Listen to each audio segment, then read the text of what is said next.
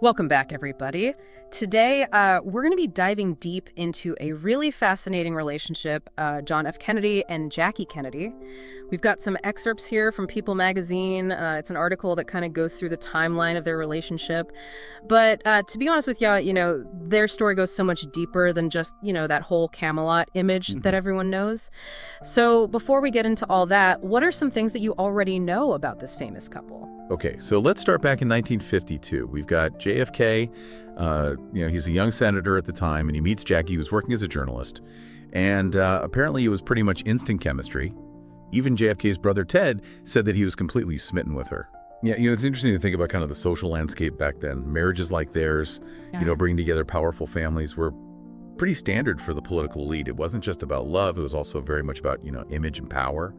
So then comes the proposal. And there are two different stories about how it happened. One version of the story says that it happened at a fancy hotel in Boston, Parker's at the Omni Hotel.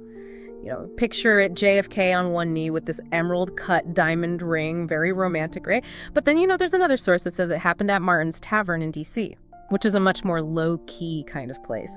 It's funny how, even with such a famous couple, these little details, get lost to time or they're told in completely different ways. It does show the human side of things. Yeah. Even amidst, the whole political world, they still have these kind of normal everyday moments. And, the way each of those stories is framed, I think really says a lot about what people wanted to believe about them. Oh, for sure, for sure.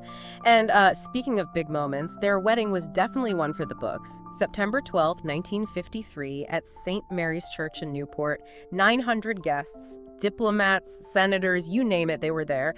And then Jackie's dress was designed by Anne Lowe, who was a pioneering Black designer, at a time when that was not common at all.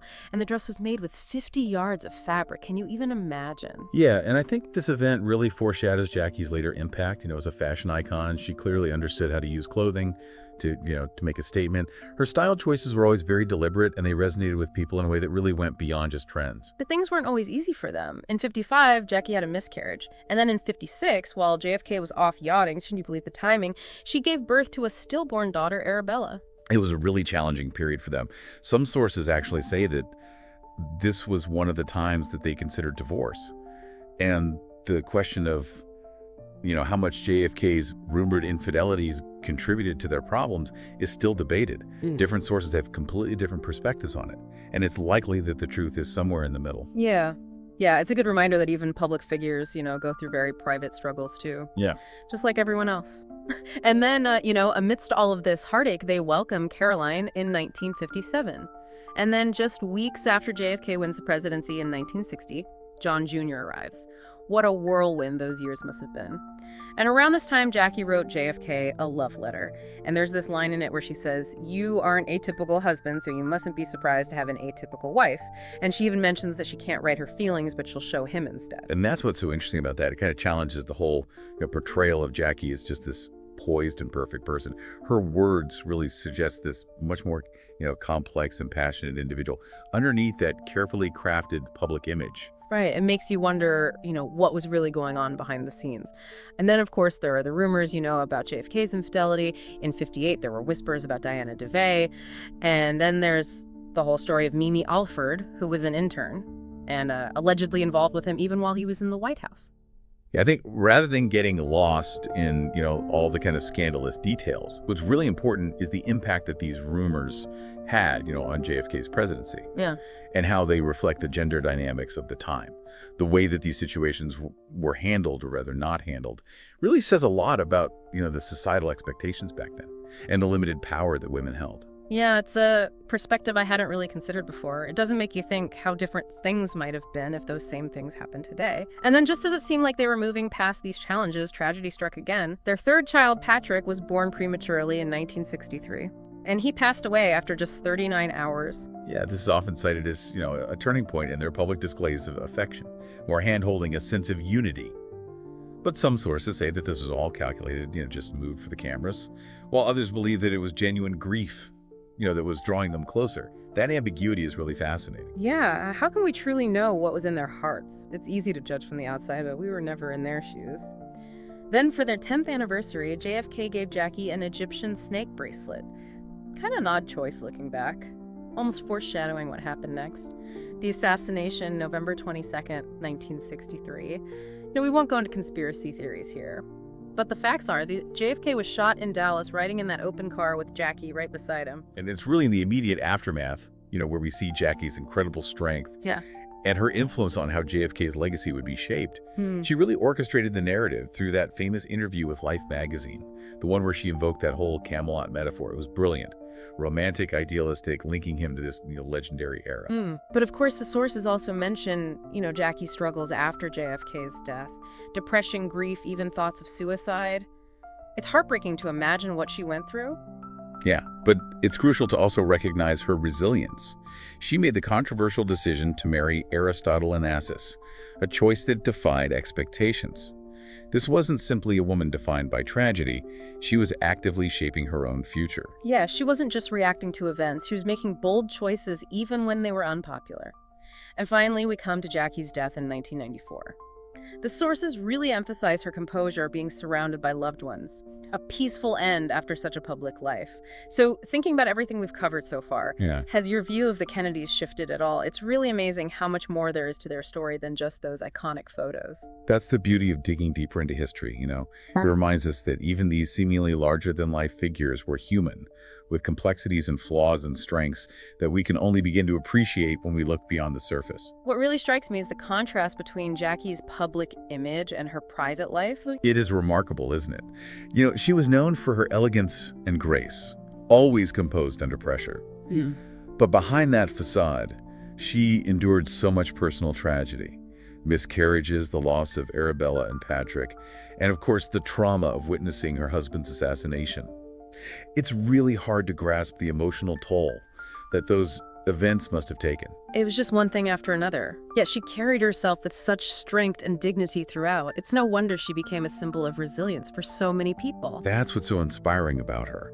She didn't crumble under the weight of those experiences. Instead, she found ways to cope, to find moments of joy, and to continue to live a meaningful life. It's pretty incredible when you think about it. Now, something we can't avoid is the constant talk about JFK's infidelity. Right. It is an integral part of their story. And as we've seen, the sources offer different viewpoints on how Jackie dealt with those allegations. Some suggest she was deeply hurt and even contemplated divorce on several occasions. Others present a more pragmatic picture, maybe suggesting she accepted it as part of the political game, the cost of their position. It's interesting to consider both sides. It's entirely possible she experienced a whole range of emotions and, hurt, anger, maybe even resignation at times, all while determined to protect her marriage and her family's legacy. Exactly. It underscores that we're dealing with complex individuals, not characters in a fairy tale. It's a good point. We tend to oversimplify things, especially when it comes to historical figures. We want neat narratives, but life is messy. And that messiness is what makes it so fascinating to explore. The fact that we're still debating these aspects of their relationship decades later speaks to the enduring power of their story. They really do continue to capture our imaginations. And I think it's more than just the Camelot mystique. It's their humanity, their flaws, their resilience that makes them so relatable, even all these years later. I agree, and perhaps that's part of the reason why Jackie in particular continues to resonate with people today. She wasn't just a beautiful face or a fashion icon. She was a woman who faced immense challenges and emerged from them with grace and strength. It's a story that speaks to something deep within us, this desire to overcome adversity and to live authentically, even when life throws us curveballs. Well said. And on that note, let's take a quick break and come back to explore more of Jackie's story. Her impact on the White House, her diplomatic skills, and so much more. Yeah, it's that strength, that ability to adapt and persevere that really stands out to me. Totally. And one area where we see that is in her approach to being First Lady. She didn't just want to, host parties and wave from a balcony. She wanted to make a real impact. And she did, starting with that massive White House restoration project. Yeah, it's a fascinating example of how she used her position to promote something she truly cared about. She brought in historians and experts to help preserve and showcase the White House's history. Remember that televised tour she gave? Walking America through all the newly renovated rooms? It was a huge success. Oh yeah, it really brought the history of the White House to life. And it wasn't just about aesthetics, it was about understanding the legacy of the building. The people who had lived there, the events that had unfolded within its walls. Exactly. She recognized that the White House was more than just a residence. It was a symbol of American history and culture. And she wanted to share that with the world to make it accessible to everyone. And let's not forget her influence on fashion. She became a true style icon with those elegant outfits and that signature pillbox hat. Her style was groundbreaking for the time. It was such a departure from the more, traditional matronly look that was common among first ladies. She brought a sense of youthfulness and modernity to the role, and her choices resonated with women all over the world. It's amazing how she managed to be both timeless and trend-setting all at once. Her look is still admired and emulated today. She understood the power of image, how it could be used to communicate a message, to project an idea. And in her case, it was an image of sophistication, grace, and strength that really captivated the world. Yeah, it's like she was saying, I'm here, I'm a force to be reckoned with, and I'm going to do things my way. Absolutely. Yeah. And speaking of doing things her way, her diplomatic skills were on full display during that trip to England to meet Queen Elizabeth in 1961. Oh, yeah, that was a potentially tricky situation, right? There was that whole issue with her sister Lee Radziwill and her husband being divorcees, which wasn't exactly, celebrated in those circles. Right, it could have easily created tension or awkwardness, but Jackie handled it all with such grace and diplomacy. She knew how to navigate those complex social dynamics, and she always managed to put people at ease. She was a master of those soft power skills, that ability to build relationships and influence people through charm and intelligence, rather than force or authority. Precisely. And those skills were invaluable in her role as First Lady. She represented the United States on the world stage, and she did so with a level of poise and sophistication that earned her admiration and respect wherever she went. She really understood the importance of diplomacy, of building bridges and fostering understanding between different cultures, and she did it all while looking absolutely fabulous. She was a true ambassador for the United States, both in terms of her style and her substance. But sadly, their time in the White House was cut short by that horrific event in Dallas. The assassination. It's still hard to believe it happened even all these years later. It's a moment that's seared into our collective memory, The image of Jackie, her pink suit stained with her husband's blood, is one that we can never forget. It's a haunting image, a reminder of the fragility of life and the dark side of power. And to think she witnessed it all firsthand, the horror of that moment. But even in the face of such unimaginable tragedy, she displayed incredible strength.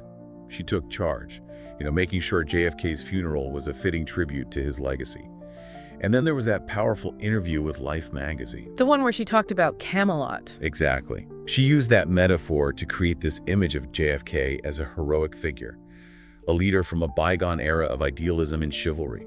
It was a brilliant move, solidifying his place in American history as a symbol of hope and lost potential. It's hard to imagine how she managed to pull all of that together while dealing with her own grief and shock. It speaks volumes about her character, doesn't it? Her resilience, her determination to honor her husband's memory, and her fierce desire to protect her children from the media frenzy that surrounded them. It couldn't have been easy being in her shoes, especially in that era of intense media scrutiny. And yet she navigated it all with incredible strength and grace. She became a single mother, raising her children in the public eye, while simultaneously managing her own grief and rebuilding her life. It's a reminder that even in the darkest of times, there's a capacity for resilience and growth within us. Absolutely. And that's what makes Jackie's story so compelling. It's a story of loss, yes, but it's also a story of triumph, of finding strength in the face of adversity, and using that strength to create a meaningful and impactful life. So well said. And speaking of creating a meaningful life after JFK's death, Jackie didn't simply retreat from the world. She went on to have a whole other chapter, one filled with its own complexities and triumphs. Her marriage to Jacqueline Onassis in 1968 certainly shook things up. People were shocked. They couldn't understand why she would choose to marry this older, somewhat controversial shipping magnate. It was a complete departure from the image they had of her. It was definitely a bold move, one that challenged societal expectations and generated a lot of gossip. But when you dig a little deeper, it starts to make more sense. Exactly. She was looking for security protection for herself and her children, and Onassis offered that. He was powerful, wealthy, and could shield them from the constant scrutiny that had plagued their lives. It was a practical decision, but also a brave one. She was willing to defy conventions to create a new life for herself on her own terms, even if it meant facing criticism and judgment. And that's a recurring theme in Jackie's life, isn't it? This willingness to break free from the mold, to make her own choices, and to chart her own course regardless of what others might think. Absolutely. It's a powerful reminder that we all have the capacity to redefine ourselves. to create our own destinies, even when life throws us unexpected challenges. Couldn't agree more. And I think that's one of the reasons why Jackie's story continues to resonate with us today. She represents this idea that we don't have to be defined by our circumstances or by what others expect of us. We have the power to choose our own path, to create our own narrative, and to leave behind a legacy that is uniquely our own. It's an inspiring thought, and it leads us to the next chapter of Jackie's life, the one where she steps out of the shadow of Camelot and builds a life and a legacy that is distinctly hers. A legacy that is built on passion, intellect, and an unwavering commitment to making a difference in the world. Yeah, it's remarkable how she managed to create, like a whole new path for herself after everything. It really is. And what's often overlooked is that Jackie didn't just, rest on her laurels or anything. She actively sought out opportunities to learn, to grow, and to contribute in meaningful ways. She became a book editor, working on projects that really aligned with her passions. Art, history, culture, things that had always fascinated her. It really shows that she was always a woman of substance. Intellectually curious, never content to just coast on her social status or anything like that. Exactly. She had a real thirst for knowledge and a desire to engage with the world on her own terms. And she didn't just work behind the scenes either. She used her platform to champion causes that she believed in, supporting the arts' historic preservation literacy initiatives. She was a true advocate, using her voice to make a difference. Her legacy goes far beyond just the Camelot years. She became this cultural ambassador, a patron of the arts, someone who truly believed in the power of ideas and creativity to change the world. It's incredible to think about all that she accomplished, and let's not forget, she was doing all of this while raising her children in the glare of the public eye. Right, it couldn't have been easy, especially after JFK's assassination. The media attention never really went away, but, she fought to shield Caroline and John Jr. from the worst of it, to give them some semblance of a normal childhood. She was such a fierce protector of her children. Imagine trying to raise your kids with the whole world watching your every move. It's mind-boggling. And yet she managed to do it. Both Caroline and John Jr. grew up to be accomplished individuals, pursuing their own passions and making their own contributions to the world. It really speaks to the foundation that she created for them. That sense of stability and love amidst these extraordinary circumstances they faced. Yeah, it's a reminder that even amidst chaos, we can create safe havens for those we love. That even in the most public of lives, there's still room for private moments of grace and normalcy. As we kind of wrap up this deep dive, I keep coming back to the fact that Jackie Kennedy continues to fascinate us, even decades after her death. Me too. Why do you think that is? What is it about her story that keeps drawing us in? I think it's multifaceted, There's the allure of the Camelot era, the glamour, the style, the tragic love story. But it's more than that. It's her strength, her resilience, her ability to reinvent herself time and again. She resonates with people, especially women, who see in her a model for navigating life's challenges with dignity and grace. She faced so much adversity, both personal and public, but she never allowed herself to be defined by it. She remained in control of her narrative, which is an incredibly powerful thing. Right. She emerged from those trials even stronger, creating her own path and leaving behind a legacy that extends far beyond her role as First Lady. It's been such a journey, hasn't it? Uncovering the woman behind the myth, the real Jackie Kennedy. It really has. And it reminds us that history is more than just dates and names. It's about real people with their complexities, their struggles, their triumphs. And the more we dig, the more we discover that even the most familiar figures have hidden depths, stories waiting to be told. It's amazing what we can learn when we take the time to really look, to go beyond the surface and delve into the nuances of a life lived. So as we close out this deep dive, I'm curious, what's your biggest takeaway from all of this? What will you remember most about Jackie Kennedy? For me, it's her unwavering determination. Whether she was facing personal tragedy, political turmoil, or the relentless scrutiny of the media, she never lost sight of who she was, what she believed in, and what she wanted to achieve. That's beautiful. And I think it's a reminder to all of us that we have that same strength within us, that we too can overcome challenges, redefine ourselves, and create meaningful lives even when faced with seemingly insurmountable obstacles. This deep dive has really opened my eyes to a whole new side of Jackie Kennedy. It's been a pleasure exploring her story with you. Well, that wraps up our deep dive into the life and legacy of Jackie Kennedy. We hope you enjoyed the journey as much as we did. Until next time, keep exploring and never stop diving deeper. And as always, we'd love to hear your thoughts. What surprised you most about what we uncovered today? Share your insights with us on social media using #TheDeepDive.